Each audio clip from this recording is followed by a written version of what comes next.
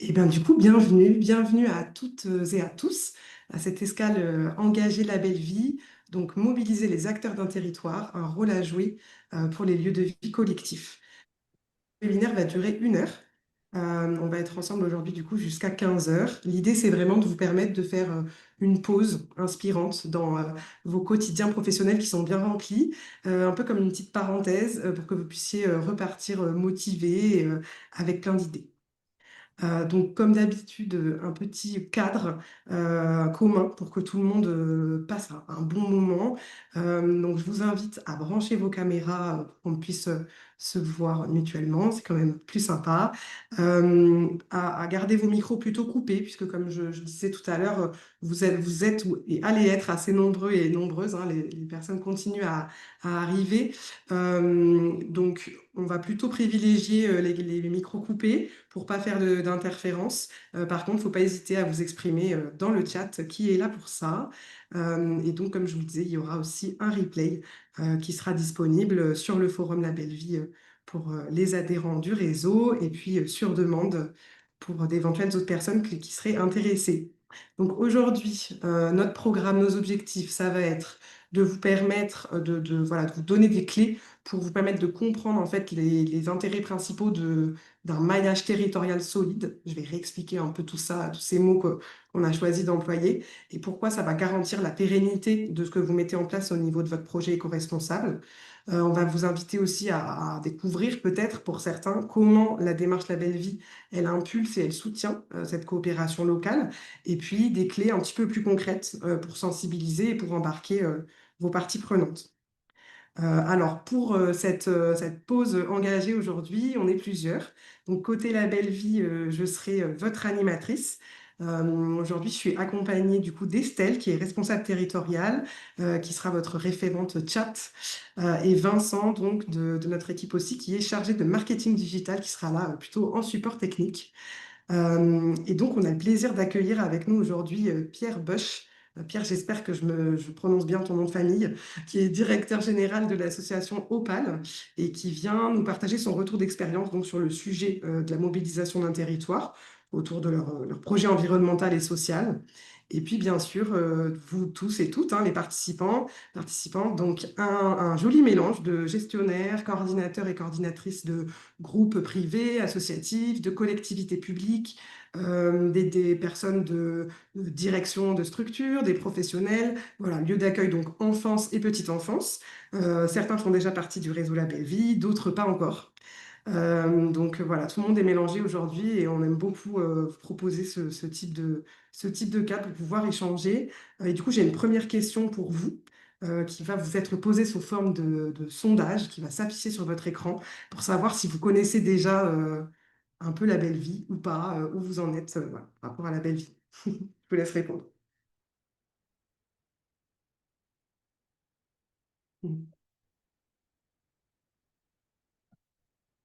Alors, je vois vos réponses arriver. Je crois qu'on a quand même une majorité de personnes qui sont déjà engagées dans la démarche de labellisation, hein. 47% pour l'instant, ça bouge encore un peu. Voilà. Et puis deuxième position, des personnes qui connaissent mais qui font pas encore partie du réseau. Et puis quand même un bon 20%, hein, une vingtaine de personnes qui découvrent la belle vie. Donc bah, c'est très chouette. Bienvenue à vous. Donc la belle vie, qu'est-ce que c'est? La belle vie, c'est une offre d'accompagnement et de labellisation qui est construite en fait autour de 5 leviers d'action, donc former, conseiller, outiller, accompagner et mobiliser. L'idée, c'est qu'on vous propose un accompagnement au changement autour donc, des thématiques de transition environnementale et sociale, avec des démarches de labellisation, un centre de formation, du conseil sur mesure. On est un réseau de plus de 12 000 professionnels partout en France. Ça représente un peu plus de 1 200 lieux de vie. Donc, c'est beaucoup. On va en parler de toute façon tout au long de ce webinaire. Je ne vais pas passer trop de temps sur ça parce que j'ai plein de choses à vous raconter, mais n'hésitez pas vous à écrire aussi dans le chat en parallèle hein, si vous souhaitez échanger entre vous. Et vous verrez aussi tout au long du webinaire, Estelle vous enverra des petits liens dans le chat pour compléter ce que je vous raconte ou approfondir pour après et en savoir un petit peu plus.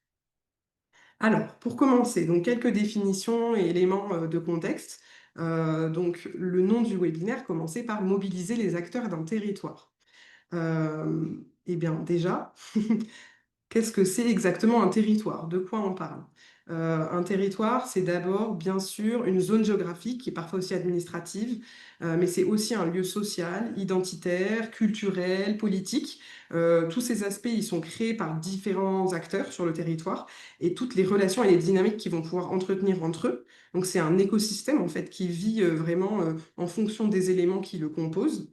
Et donc, petite question pour vous, selon vous, quels sont les acteurs d'un territoire?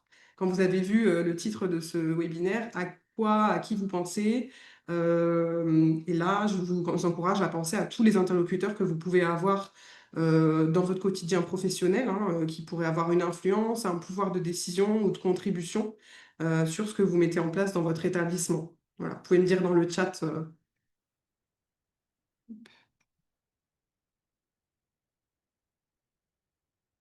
Alors, je vois les élus, la CAF et la PMI, les familles, tous les partenaires de la petite enfance, centres sociaux, les associations, la CAF, communauté de communes, la PMI, prestataires de restauration, toutes les structures de la ville, les entreprises. Bon, je crois qu'on est bien raccord sur ce dont on va parler aujourd'hui, hein. La cité éducative, trop bien. Merci beaucoup pour vos réponses. N'hésitez pas à continuer. Alors, j'en avais noté quelques et je pense que vous allez en identifier encore d'autres, hein, et c'est bien normal. Donc, en effet, ça réunit tous les acteurs publics du territoire, les collectivités territoriales, donc communes, communautés d'agglomération, communautés de communes, départements, régions, etc. Euh, les organismes associés à ces collectivités, bien sûr, et en fonction de si vous travaillez dans le secteur de l'enfance, de la petite enfance, il y a des choses qui peuvent aussi varier. Les prestataires de services, donc ça peut être alimentation, entretien, euh, ça peut être aussi toutes les entreprises et les commerçants locaux, hein, avec lesquels vous avez des liens, ou les associations, ça vous l'avez aussi mentionné, et bien sûr ben, les enfants et leurs familles, parce que voilà, pas de territoire sans individus dessus. Ça peut paraître évident, mais ça va toujours mieux en le disant. Et du coup, une fois qu'on a dit ça, qu'on est un peu d'accord sur ce que c'est ce que c'est exactement un territoire mobilisé, à quoi ça renvoie exactement? On est aujourd'hui dans un contexte de crise qui est multiple, hein, vous le savez, environnemental, social, politique. Donc, il y a vraiment un besoin de mener une transition globale de nos sociétés et de cultiver la résilience. Et pour ça, on a eu envie d'utiliser voilà, ce mot-là, de mobiliser. Pour nous, ça veut dire embarquer, engager, convaincre, rassembler, vraiment une notion de faire collectif autour d'un projet commun. On l'utilise beaucoup chez La Belle Vie, puisqu'on est assez convaincu que la transition, pour être juste et efficace, elle doit se faire collectivement. Et voilà, et puisqu'un territoire, c'est un ensemble d'acteurs, là, l'objectif, ça va vraiment être de faire commun. Si vous étiez là à l'escale du mois de septembre, je pense que cette notion va vous faire écho. N'hésitez pas à nous faire un petit coucou dans le chat. Euh, et l'idée, ça va être d'instaurer une transition pérenne qui soit vraiment en fait installée à tous les niveaux. Pour que la transformation elle soit systémique, il doit y avoir un horizon commun, un objectif qui est vraiment partagé. Voilà, mais on va en reparler aussi de toute façon. Et donc, deuxième partie du nom, un rôle à jouer pour les lieux de vie collectifs. Donc, je pense que lieu de vie collectif, ça vous parle en tant que professionnel de l'enfance, de la petite enfance. Donc, on va pas forcément le définir. Par contre, vous expliquer peut-être un peu pourquoi chez La Belle Vie, on a décidé de proposer particulièrement un accompagnement à ces lieux précisément pour mener la transition. Déjà parce que en tant que lieu de vie collectif, par définition, il fait société à plusieurs niveaux. Les publics accueillis dans ces lieux de vie, ils sont des personnes plutôt vulnérables, hein, qui sont concernées en premier lieu donc par les conséquences du dérèglement climatique. Au niveau de la santé, sociale, le confort de vie, plein de choses. Ça concerne l'enfance et la petite enfance, mais bientôt aussi les personnes âgées en perte d'autonomie. Et en tant que professionnel de la petite enfance et de l'enfance, vous accompagnez dans leur développement toutes ces personnes qui sont aussi des futurs citoyens qui composeront bientôt notre société de demain. Donc en fait, on envisage ces lieux de vie collectifs comme un écosystème, un peu des mini-sociétés témoins dont le fonctionnement peut être répliqué à l'échelle de la société tout entière. Donc, on a trouvé particulièrement intéressant d'y initier des pratiques éco-responsables dont notre société a besoin et pour pouvoir ensuite les diffuser plus largement. Et un lieu d'accueil collectif, c'est aussi par définition un endroit qui est ancré sur son territoire. Il accueille des enfants et leurs familles, donc qui habitent le territoire, créent des partenariats, dépendent des collectivités publiques locales, etc. Donc tout ça pour vous dire que les lieux de vie collectifs, ils vont jouer un rôle qui est central dans notre organisation sociétale à plusieurs niveaux. Ça vous donne vraiment un grand pouvoir d'embarquer avec vous les acteurs du territoire sur les enjeux environnementaux et sociaux. Donc vous êtes vraiment un point de ralliement, de diffusion, où les chemins vont se croiser et peut-être que du coup vous pouvez décider d'en faire un commun. Voilà pour la petite touche de poésie. Maintenant qu'on a dit tout ça et qu'on a posé un petit peu voilà, tous les termes et de quoi on va parler aujourd'hui, on va rentrer un petit peu plus dans le vif du sujet et parler donc de ce fameux cercle vertueux du maillage territorial. Parce qu'en fait, j'ai utilisé ce terme parce que instaurer une dynamique de transition écologique et sociale, ça peut se faire avec plusieurs portes d'entrée. Chaque acteur a un rôle à jouer dans la construction de ce maillage. D'une certaine manière, ça peut être un lieu de vie qui peut avoir donc un lieu de vie un peu unique, entre guillemets, hein, seul, qui peut avoir un rôle de pionnier ou d'exemple et lancer la dynamique au sein d'un territoire. Mais à l'inverse, l'engagement du territoire tout entier peut se faire aussi au global et il vient soutenir et renforcer cette volonté. C'est vraiment une idée de cercle vertueux parce que travail de co-construction où chaque partie prenante va avoir quelque chose à apporter pour en faire une démarche vraiment résiliente et pérenne. Et donc le changement, il peut venir de n'importe où. Vous allez voir que voilà, certains organismes ont, c'est vrai, hein, un pouvoir décisionnel ou politique plus important que d'autres, mais la politique, elle émane très souvent du terrain, donc des remontées, des individus, des organisations expertes qui savent de quoi elles parlent, hein. Et là, je parle de vous. Donc, avant qu'on continue, une petite question pour vous, pour savoir comment ça se passe chez vous. Donc là, vous allez avoir à nouveau le petit sondage. Donc, la dynamique éco-responsable chez vous, elle est plutôt comment? C'est quoi votre ressenti? Euh, Plutôt un peu seul, vous voyez pas trop de quelle dynamique je parle. Deuxième option, il y a des acteurs isolés qui s'intéressent au sujet, mais ça met du temps. Troisième option, un peu mieux, la majorité des parties prenantes sont sensibilisées, mais voilà, ça prend forme, on y arrive progressivement. Ou alors la dernière option, tout est parfait, tous les acteurs de mon territoire sont convaincus et incarnent les valeurs éco-responsables. Je vois vos réponses qui arrivent. Il y a un peu de tout.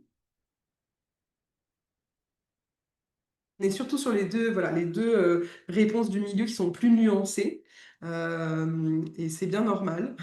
Donc, ça montre qu'on est on est en chemin, on est en route et c'est bien. Je pense que c'est plutôt positif. J'espère que à la fin de cette heure, vous aurez encore un peu plus de petites clés pour pouvoir monter d'une case dans ce sondage. Alors. Pourquoi on vous propose de mobiliser sur votre territoire? C'est quoi les motivations derrière ça? Déjà, dans un premier temps, il y a vraiment beaucoup de décisions politiques qui sont stratégiques pour pouvoir mener la transition écologique qui se joue au niveau des collectivités, donc au niveau local. Tout ce qui est valorisation des déchets, la mobilité, rénovation énergétique, etc., ça va être des décisions politiques, bien souvent. Vos secteurs professionnels aussi sont des métiers qui sont très liés au territoire, donc dans sa dimension politique, avec des collectivités territoriales qui sont décisionnaires et parfois gestionnaires elles-mêmes hein, de structures d'accueil. Et donc là, ça peut être effectivement, on pense à la PMI et à la CAF qui dépendent du département sur lequel vous êtes implanté. Une autre preuve de ça, c'est aussi la mise en place du service public de la petite enfance avec donc pour ceux qui accueillent des enfants de moins de 3 ans, et donc leur transfert de cette compétence-là aux communes, qui sont désormais les autorités organisatrices hein, de l'accueil du jeune enfant. Pour creuser tout ce sujet-là, vous avez un petit lien dans le chat, et vous inquiétez pas, on vous renverra tous les liens dans un mail après ce temps. Et puis, il y a une instance aussi équivalente d'une certaine manière, mais ce n'est pas tout à fait la même chose au niveau étatique pour les enfants plus grands, donc la direction de la jeunesse, de l'éducation populaire et de la vie associative avec le comité de filière jeunesse. Donc tout ça, voilà, ça montre que les décisions politiques sont essentielles pour pouvoir avancer sur vos sujets. Euh, Mobiliser un territoire entier, c'est aussi faire preuve de cohérence et de continuité, bien sûr, puisque en fait, l'ensemble des acteurs du territoire, ils vont jouer un rôle dans la vie des habitants, un peu, j'ai envie de dire, chacun leur tour, ou en tout cas, chacun une partie. La crèche, et puis éventuellement l'école avec le périscolaire, et puis le reste après. Donc en fait, tout ça, ça montre qu'il y a un besoin de cohérence de tous les acteurs du territoire. Et puis, évidemment, l'engagement d'un territoire, ça crée aussi une attractivité particulière. Je pense qu'aujourd'hui, ça peut être un critère de choix, par exemple, pour s'installer ou travailler dans une ville ou un département, pour de nombreux jeunes actifs, de savoir que c'est un territoire qui est engagé et qui prend des décisions qui sont, voilà, qui sont cohérentes avec un futur éco-responsable. Donc tous ces éléments-là, j'en profite qu'on parle un petit peu de politique dans le sens noble du terme, hein, la gestion de la vie de la cité, pour vous rappeler que les prochaines élections municipales arrivent très vite, elles sont en mars 2026. Et je pense que vous le savez sûrement parce que ça impacte voilà, votre quotidien, vos prises de décision. Mais c'est une période qui est particulièrement intéressante pour sensibiliser autour de vous, échanger avec les élus, les candidats autour de vos projets, vos problématiques de terrain. Donc, faut pas hésiter à vous mobiliser aussi sur ces temps-là. C'est assez important. Et puis, du coup, au-delà des motivations, à quoi ça va servir de mobiliser sur son territoire, concrètement? Euh, Quand un territoire entier est embarqué en fait dans la transition écologique et sociale par rapport au fait de rester un peu isolé, ça va permettre plein de choses. Donc, d'apporter du sens à la transformation, puisque évidemment, tout le monde va dans la même direction, on a un horizon commun, comme je vous disais tout à l'heure. D'être soutenu politiquement, parfois financièrement aussi, d'avoir les moyens de ses ambitions en fait. Ça facilite les prises de décision, la mise en action, ça mutualise les ressources aussi pour davantage d'efficacité en faisant du lien entre les services, éventuellement des économies financières aussi. Et puis on se sent entouré par un réseau local hein, qui partage des valeurs communes. Donc on se sent un petit peu moins seul dans sa barque en quelque sorte. On est fier collectivement. Ça va créer un sentiment d'appartenance en fait.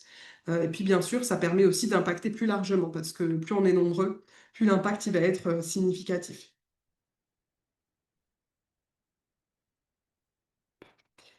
Alors, je voulais vous proposer comme une petite étude de cas autour de la végétalisation d'un espace extérieur. Je pense que c'est un sujet que vous connaissez bien, c'est tiré de faits réels, hein, c'est le but. Si vous vous reconnaissez, c'est normal. Et je vous propose de vous mettre dans la peau de l'équipe d'un lieu d'accueil collectif, avec donc il y a un espace extérieur plutôt spacieux, mais il est encore très bétonné. Donc ça peut être une crèche, un centre de loisirs, ça c'est vous qui choisissez. Et donc vous avez pour projet de repenser l'aménagement en le végétalisant au maximum. Du coup, qui sont vos interlocuteurs sur le territoire? Vous pouvez envoyer vos idées dans le chat. Dans ce projet fictif, à qui vous allez vous adresser? Le cas végétalisé son extérieur. Alors, je vois vos réponses qui arrivent dans le chat.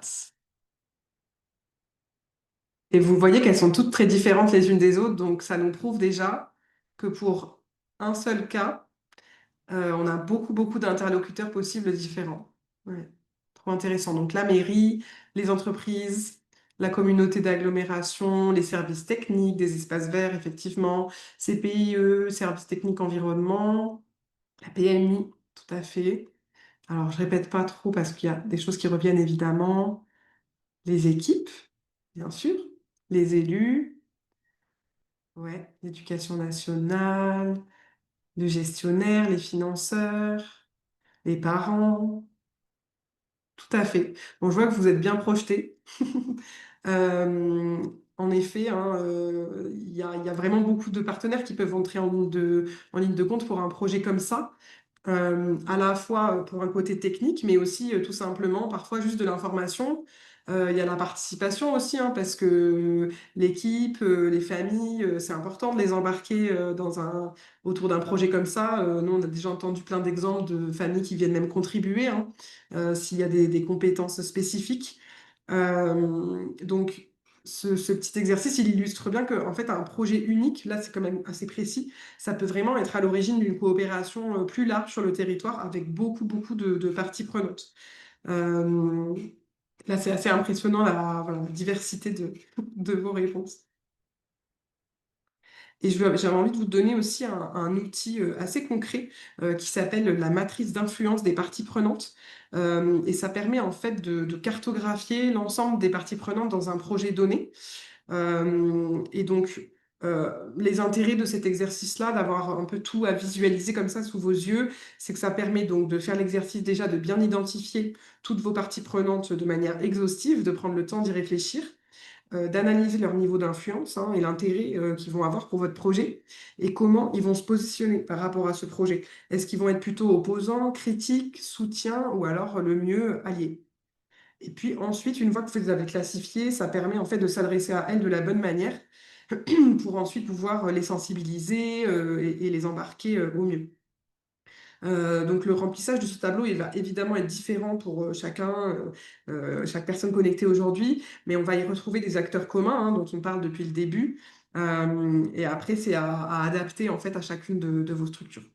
Donc, on pourra vous être renvoyé. N'hésitez pas sinon à prendre une petite capture d'écran.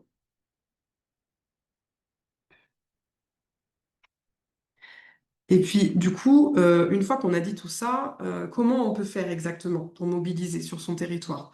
Il y a plusieurs portes d'entrée, hein, comme je vous disais, pour mobiliser un territoire autour d'une démarche éco-responsable.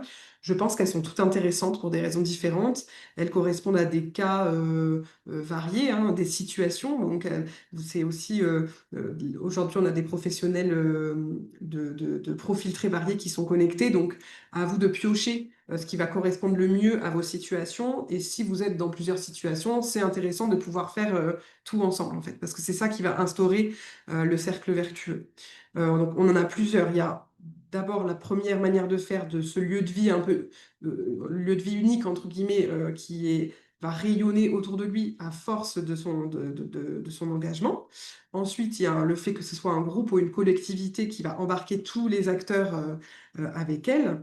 Et puis, troisième situation, ce qu'on appelle, nous, chez La Belle Vie, les projets de territoire, qui vont mutualiser les ressources. Donc, je vais rentrer un peu dans le détail de chacun et je vais pouvoir vous expliquer un petit peu plus en détail.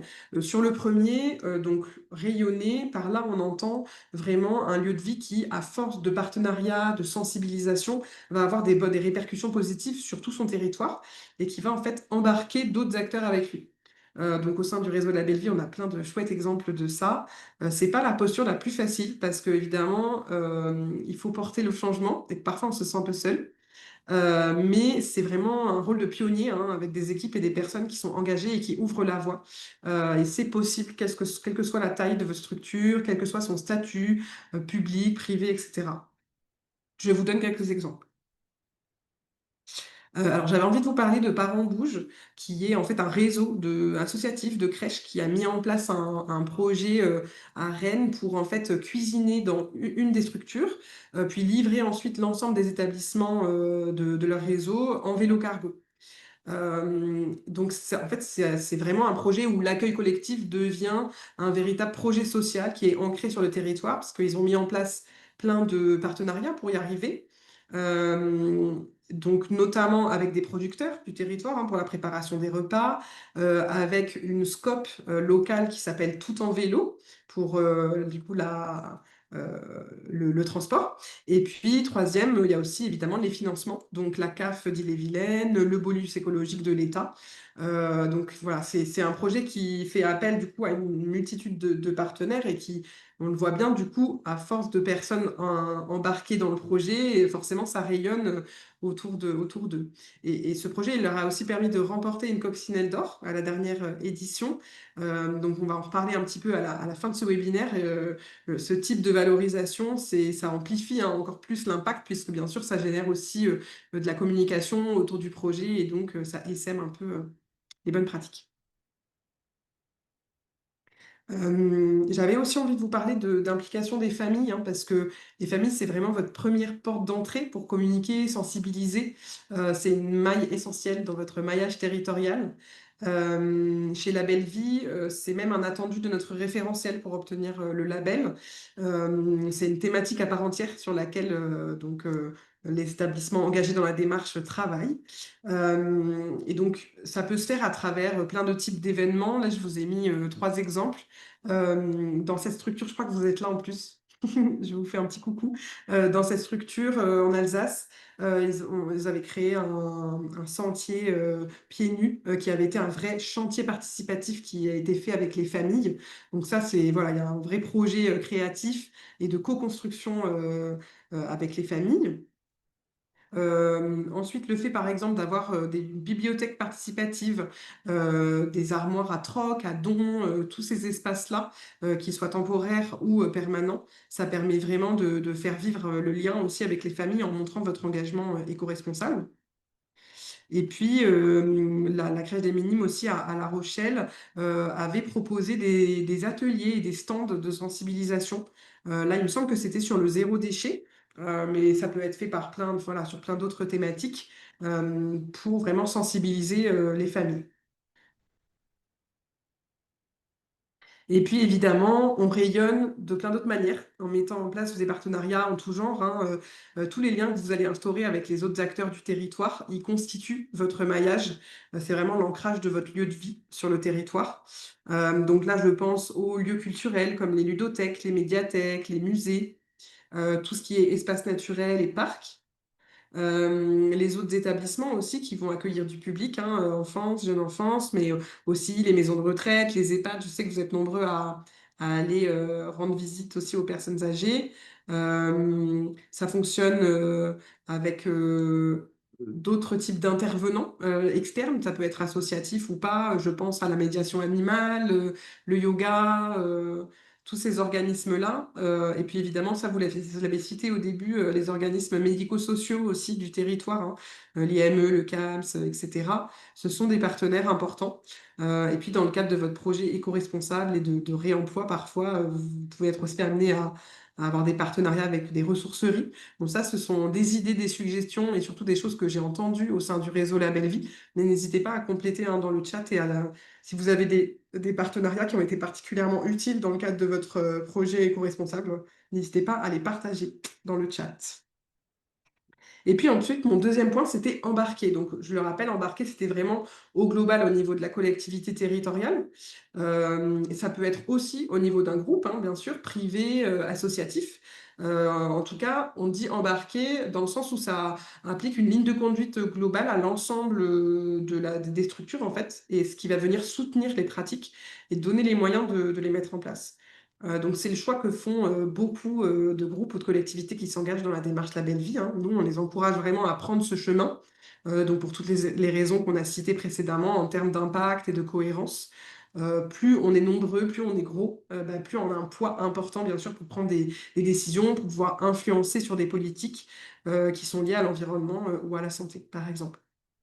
Donc là aussi, je vous ai mis quelques exemples qui sont issus du réseau La Belle Vie, donc à commencer par la ville de Grenoble, je vais aller un peu vite, qui compte 33 structures petite enfance qui sont engagées dans la démarche La Belle Vie, après avoir donc labellisé une première crèche comme un pilote.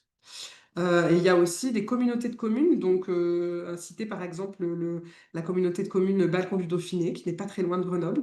C'est un hasard. Et en tout cas, c'est aussi voilà, c'est assez étendu, hein, parce que là, ça représente 12 ALSH, 11 crèches et 3 RPE. Euh, on a aussi, je voulais vous citer l'exemple de la ville de Saint-Sébastien-sur-Loire qui est engagée depuis longtemps dans la démarche La Belle Vie, qui est déjà labellisée plusieurs fois. Et puis, au-delà des collectivités publiques, il y a aussi des groupes privés, donc associatifs notamment, mais pas que. Donc jusqu'à La Réunion, parce que maintenant La Belle Vie va jusqu'en Outre-mer. Donc voilà, le groupe associatif Les Marionnettes est engagé dans la démarche La Belle Vie dans son ensemble. Et c'est aussi le cas de Crèche du Sud, par exemple, qui est un réseau associatif de crèches autour de Marseille, engagé depuis fort longtemps dans le réseau et déjà labellisé à plusieurs reprises. Voilà, donc ça vous donne un petit peu un aperçu, hein, une idée des types de groupes ou de collectivités qui peuvent être engagés. C'est assez varié et ça permet vraiment de soutenir cette politique éco-responsable. Mais du coup, il arrive parfois qu'il y ait des territoires où c'est pas forcément possible, ou alors une structure qui souhaite être en lien avec une autre et qui ne fait pas partie de la même collectivité. On a initié du coup pour répondre à ça chez la Belle Vie ce qu'on appelle nous les projets de territoire, donc qui regroupent en fait des établissements qui sont à l'origine isolés. Je mets des gros guillemets parce qu'ils ne le sont pas vraiment, vous allez le voir. En tout cas, qui font pas partie d'un même groupe ou collectivité. Donc, mais ils décident de se regrouper en fait pour engager une démarche de labellisation. Donc, c'est fait sous l'impulsion de la Belle Vie et d'un acteur comme le département ou la CAF en général. Et on le fait pour mutualiser, vraiment mutualiser les ressources, les énergies. Par exemple, faire les formations ensemble, se mettre en réseau, créer du lien sur le territoire, etc. Euh, je vais vous donner aussi des petits exemples.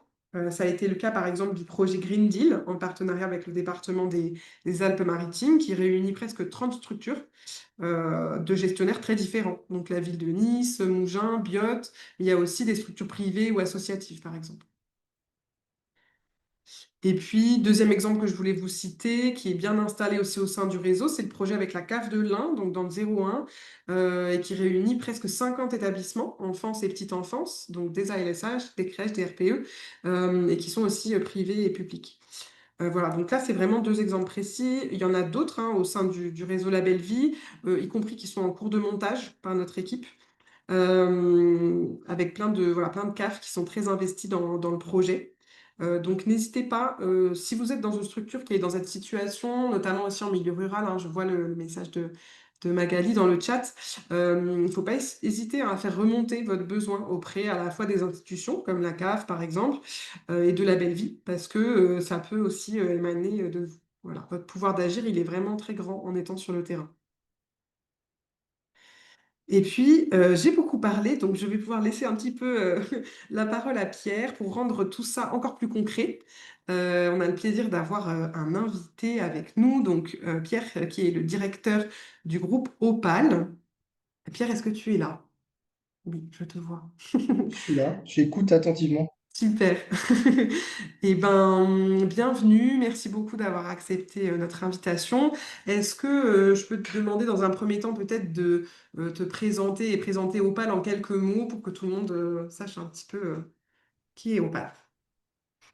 L'Opal, c'est une petite fédération qui accueille autant des associations familiales et d'éducation populaire que, que des accueils de loisirs avec lesquels on travaille pour des différentes collectivités. Donc, soit en convention, soit en marché public, soit en délégation de service public. On est une grosse association qui travaillons sur la Moselle-Est et le Bas-Rhin.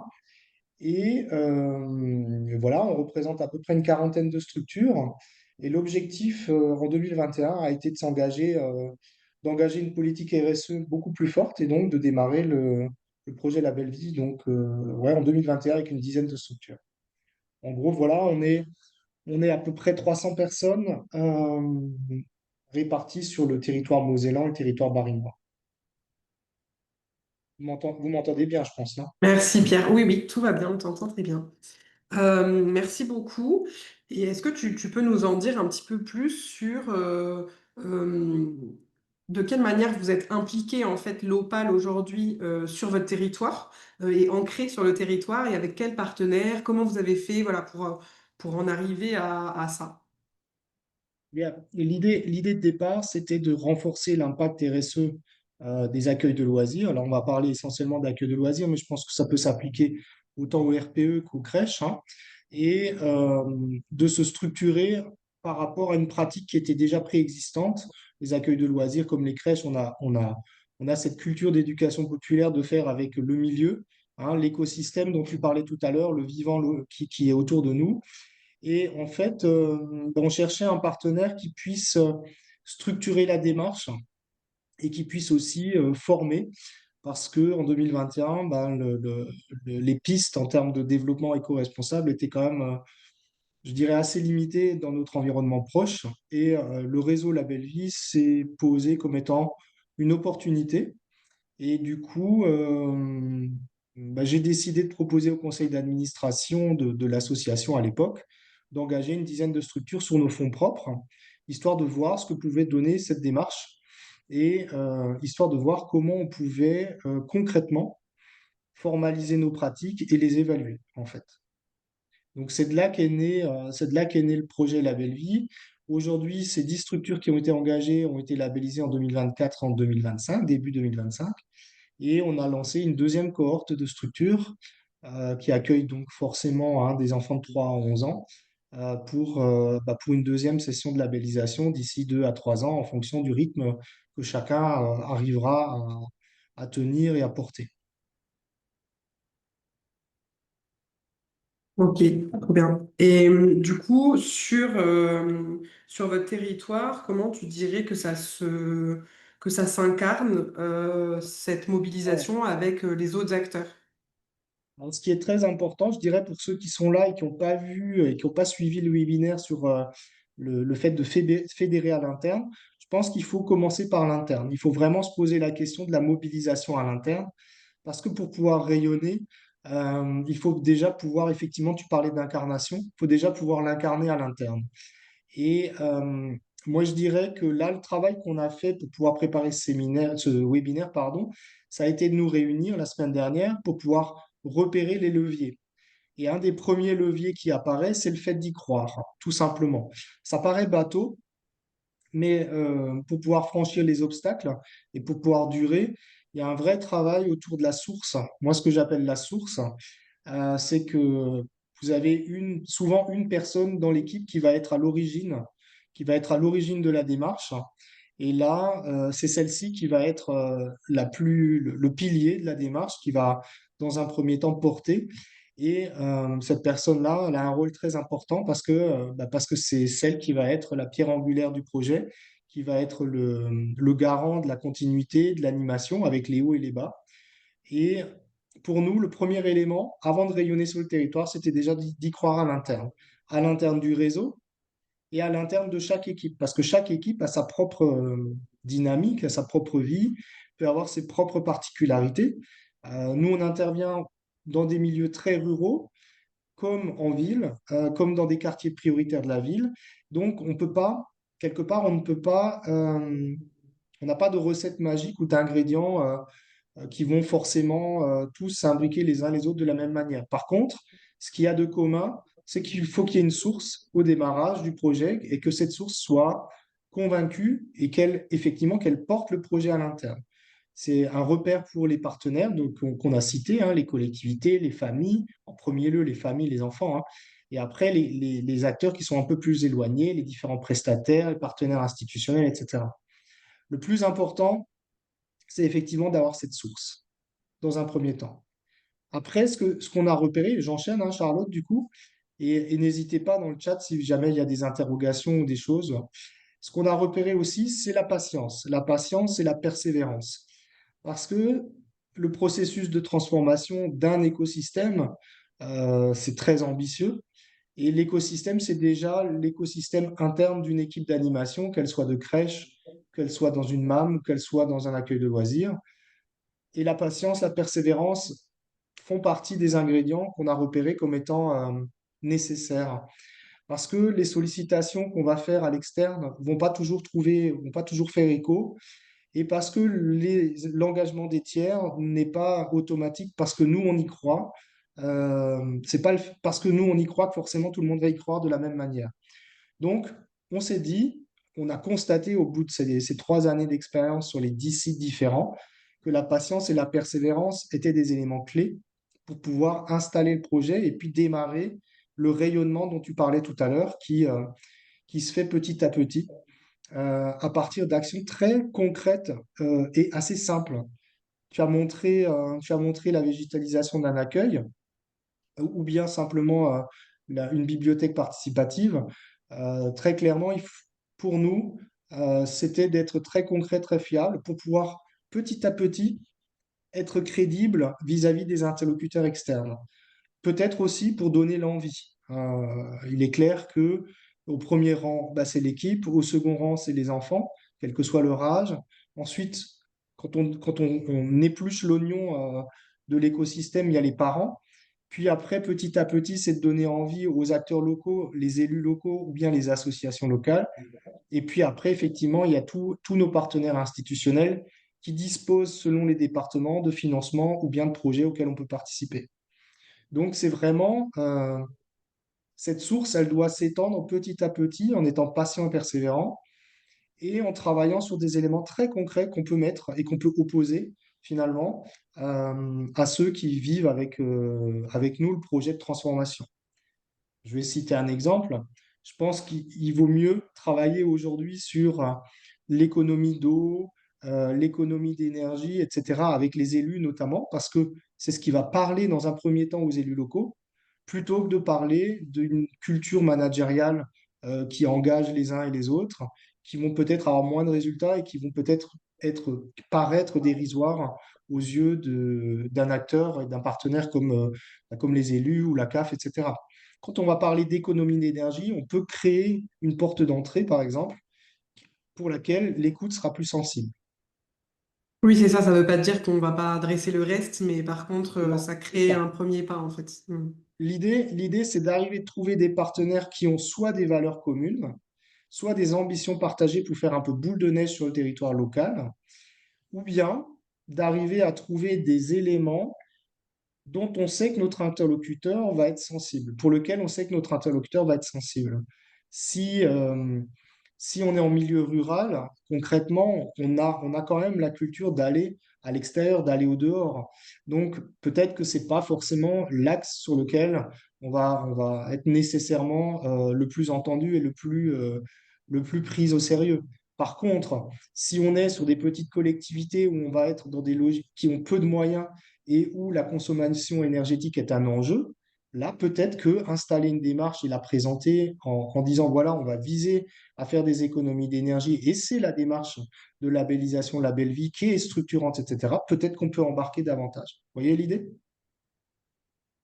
C'est de Très bien. cibler finalement les petits pas qu'on fait pour pouvoir embarquer et faire des pas un peu plus grands à chaque fois. Merci Pierre. Et il y a un autre élément sur lequel j'aimerais bien qu'on revienne. Je me permets parce que je vois le temps qui file, mais on a parlé aussi ensemble en amont de ce webinaire de quelle manière vous aviez l'habitude beaucoup chez Opal de communiquer sur ce que vous faites et de célébrer surtout Ouais. vos actions, ce qui me semble être super important à Très partager. important. Moi, à titre personnel, je l'avais minoré, c'était fait. Il y a quelque chose, il y a trois, quatre choses qui vont ensemble là. C'est le célébrer ensemble et le faire savoir ensemble. En fait, c'est un vrai. Tu parlais avant de mutualisation. On a aussi mutualisé l'expérience et ça crée une petite communauté au sein d'un réseau. Vous voyez la photo là. On est venu en avril pour recevoir les prix.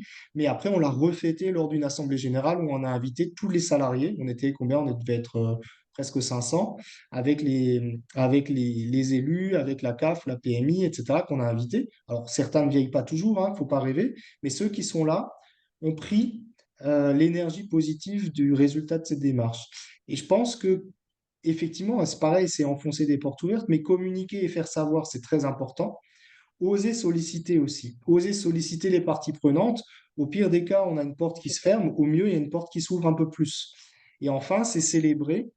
Et quand on est en fin d'un cycle, quand on est en fin d'une démarche, que ce soit un projet de végétalisation ou la démarche La Belle Vie, c'est aussi de travailler ensemble à redonner des perspectives. Et pour moi, il y a quelque chose qui apparaît un peu plus profondément, c'est aussi de transformer la culture managériale. Et là-dessus, nous, on a fait un grand pas et j'invite pas mal de monde à se questionner sur la facilitation de la prise de la parole, la reconnaissance de l'avis des uns et des autres, d'être dans un management un peu plus participatif, parce que ça permet de faire des petits pas aussi sur les enjeux RSE sociaux. C'est assez facile d'aller vers les enjeux RSE énergétiques et compagnie, mais le bien-être au travail, la participativité des gens, la reconnaissance des personnes qui sont engagées dans la démarche permet aussi comment dire, de donner de la valeur à ce qu'on mène et quand on aime ce qu'on fait, on le communique différemment en dehors de l'environnement où on est. C'est assez éloquent. Là, on a été sollicité par une collectivité pour pouvoir présenter ce qu'on a fait sur un village, alors que dans l'absolu, la démarche au départ, elle est juste faite au niveau de l'accueil de loisirs. Donc, le plaisir que les gens ont eu à en parler a régénéré des relations. Et du coup, ça permet de faire savoir et de d'essaimer, en fait, hein, la réussite du projet. Oui. Merci beaucoup Pierre pour cette belle conclusion. Si J'espère que vous ça a avez été clair. des... J'ai trouvé ça clair. J'ai Ok. vu tout le monde prendre des notes. Si vous avez des petites questions pour Pierre, n'hésitez pas à les poser dans le chat. Je vous propose qu'on continue parce que j'ai encore pas mal de choses à vous raconter et je vois le temps qui file. Vraiment un grand merci à Pierre pour ton intervention. Alors, justement, pour rebondir aussi sur ce que tu disais, en quoi la belle vie peut aussi impulser et accompagner cette coopération territoriale, justement. Euh, D'abord, ça me tenait à cœur de vous dire que la démarche La Belle Vie et l'association, elle existe depuis plus de 20 ans. Et c'est une association qui est présente vraiment sur le terrain et qui est portée par des acteurs qui sont reconnus. Donc ça, forcément, ça va avoir un impact hein, quand vous menez une démarche avec un partenaire, de savoir que le partenaire, il est installé depuis longtemps. Donc là, je pense notamment à l'ADEME, hein, qui fait partie de nos soutiens dans le cadre d'un contrat à impact puis aussi de beaucoup d'acteurs publics et privés qui sont incontournables du secteur et qui sont notamment membres de notre comité stratégique, donc la CNAF, la DGCS, la FNEJ, la FFEC, etc. Euh, la Belle Vie également met en place des partenariats étroits avec les institutions, toutes les institutions qui ont un rôle d'influence hein, sur nos sujets, pour justement essayer de mobiliser le plus efficacement possible par différents biais. Donc on a différentes équipes chez La Belle Vie pour faire ça. On a notamment des liens de partenariat solides qui ont été tissés au fil des années avec de nombreuses CAF sur l'ensemble du territoire dans le cadre, par exemple, des projets de territoire que j'ai pu citer tout à l'heure, mais aussi d'autres partenariats, des financements divers, etc. Aujourd'hui, on peut dire qu'on a des partenariats établis ou en cours de construction avec 35 CAF sur le territoire. Donc, ce qui est quand même assez chouette. On a aussi des représentants de ces institutions qui participent en fait régulièrement au projet Label Vie sous plusieurs formes. Par exemple, on les invite à des webinaires, des personnes de la PMI ou de la CAF ont déjà participé au comité de labellisation, ce genre de choses. Donc voilà, on parle d'un partenariat qui est vraiment étroit. Et à l'inverse, la Belle Vie partage aussi son expertise et sensibilise sur les sujets de la qualité environnementale.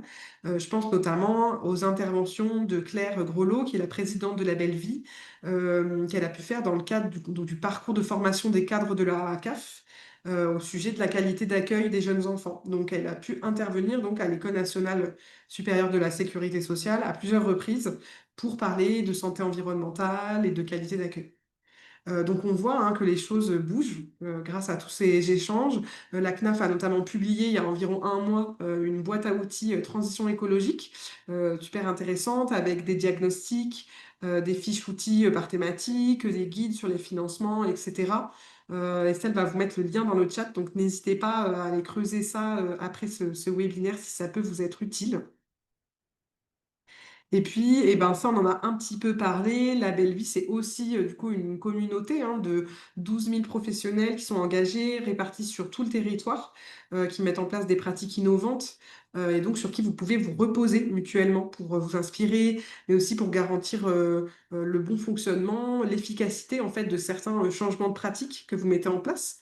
On va vous envoyer dans le chat la carte du réseau La Belle Vie pour que vous puissiez regarder un petit peu plus en détail et peut-être qui est engagé autour de chez vous.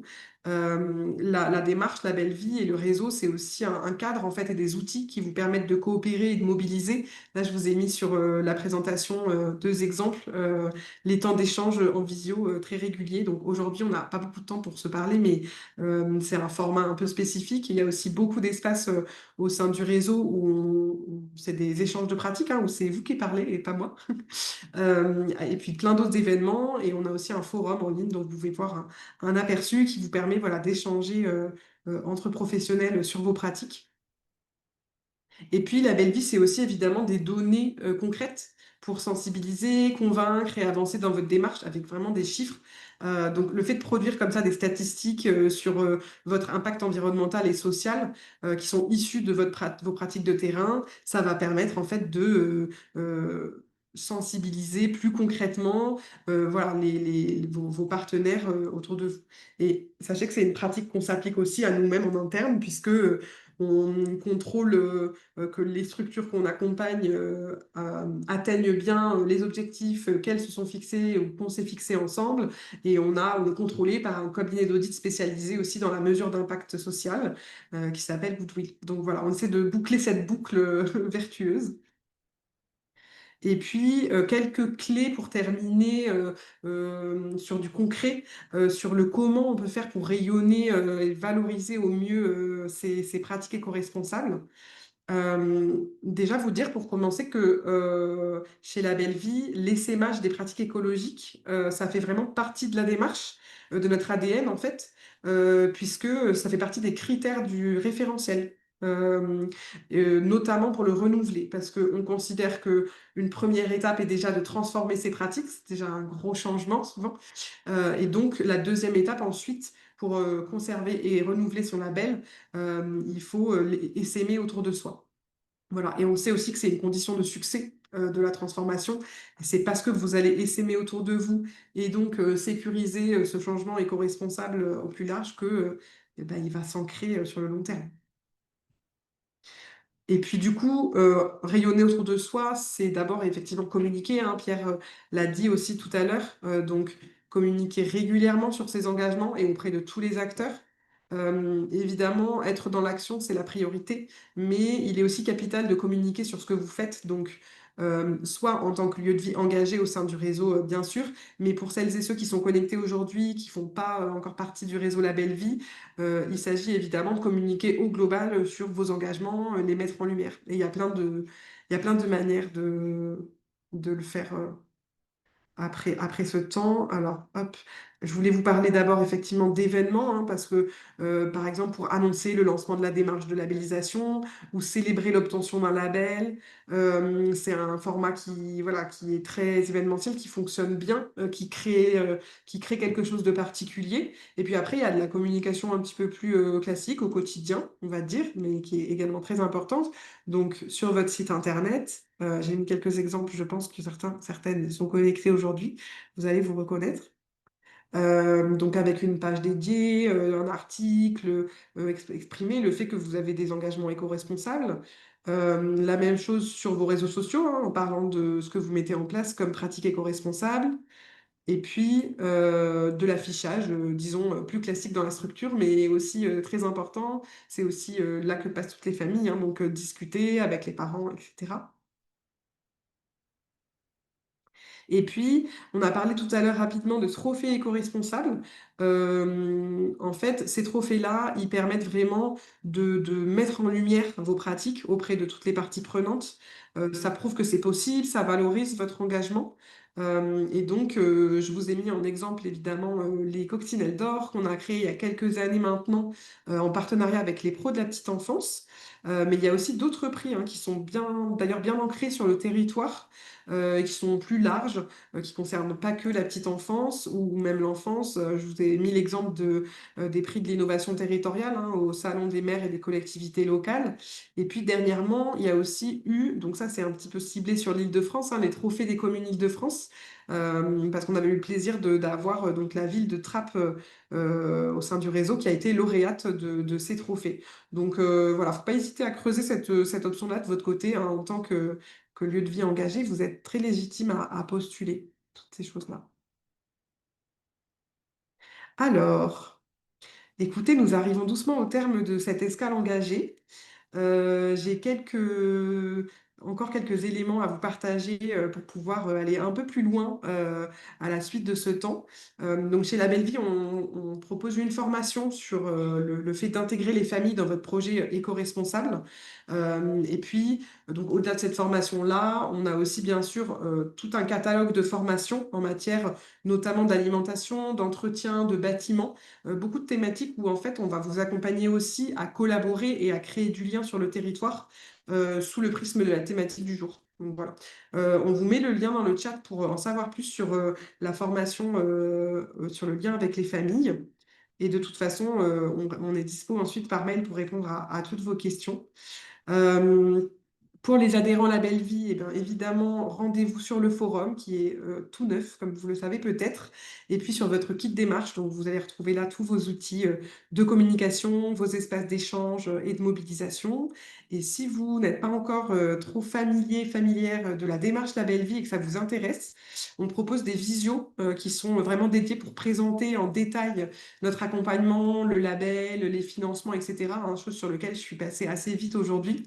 La prochaine, c'est le 18 novembre. Donc, Estelle vient de vous envoyer le lien dans le chat. N'hésitez pas à vous inscrire si ça vous intéresse. Et puis, on a parlé de beaucoup de choses là en 1 heure. Moi, j'avais envie de vous demander, là, au vu de tout ce qu'on vient de se partager, quelle est votre prochaine étape, vous, après ce webinaire? Donc, vous allez recevoir le dernier sondage qui s'affiche sur votre écran. Donc, vous avez envie de faire quoi là après ce webinaire? Est-ce que vous allez en parler avec votre équipe, vous former? Est-ce que la belle vie vous intéresse? Vous savez pas trop? Voilà, je suis curieuse de savoir un peu.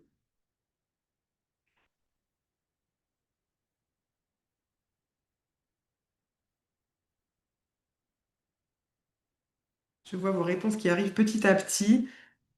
C'est très chouette qu'une majorité ait envie d'échanger avec l'équipe, hein. Ça, comme le disait Pierre, ça passe par là, d'embarquer d'abord tout le monde en interne, et puis quelques formations, etc. Ben, trop bien si ça vous a intéressé et que ça vous a surtout apporté des outils pour mener votre projet. Les escales engagées, ça continue. La prochaine, ce sera le 26 novembre, toujours 14 heures. Et cette fois-ci, on va parler santé environnementale. Et puis, avant qu'on se quitte, alors malheureusement, il nous reste 2 petites minutes, 1 minute maintenant, juste au moment où je le dis. Donc, on ne pourra pas forcément répondre à vos questions en live. Par contre, si vous en avez, n'hésitez pas à envoyer un mail à l'adresse animation. Je vous la remets dans le chat. Si vous avez des questions, voilà, n'hésitez pas. On vous envoie aussi le petit questionnaire de satisfaction traditionnel. Vous verrez, il prend vraiment, je pense, 3 minutes. C'est un grand maximum et c'est très utile pour nous, voilà, pour savoir si cette escale engagée a répondu à vos attentes, si vous attendez quelque chose de différent. N'hésitez pas à nous dire ce que vous en pensez. Ça nous permettra aussi de nous ajuster. Et puis, bah, je vous propose quand même qu'on se fasse la photo souvenir traditionnelle, hein. Si vous venez régulièrement, vous devez avoir l'habitude. Alors, ma proposition de photo souvenir. Est-ce que vous connaissez la power pose? C'est la pose du super-héros. Apparemment, c'est reconnu que ça donne, voilà, ça donne confiance en soi et ça donne du pouvoir. Donc moi, je vous propose de faire une power pose pour notre photo souvenir. Je vais arrêter le partage d'écran pour pouvoir voir vos têtes. Alors, j'adore la pause en Alsace, là. Les filles, super. Allez, je vais faire un décompte de 3 et je vais prendre la photo souvenir, mais je vais la prendre plusieurs fois parce que vous êtes trop nombreux sur un seul écran, donc soyez patients, patiente. 1, 2, 3. Bougez pas. Top, allez. C'est tout bon. Merci beaucoup pour votre implication dans cette pause, cette photo souvenir, mais également dans toutes les escales engagées. Et je vous souhaite une très bonne après-midi. Je vous dis à bientôt.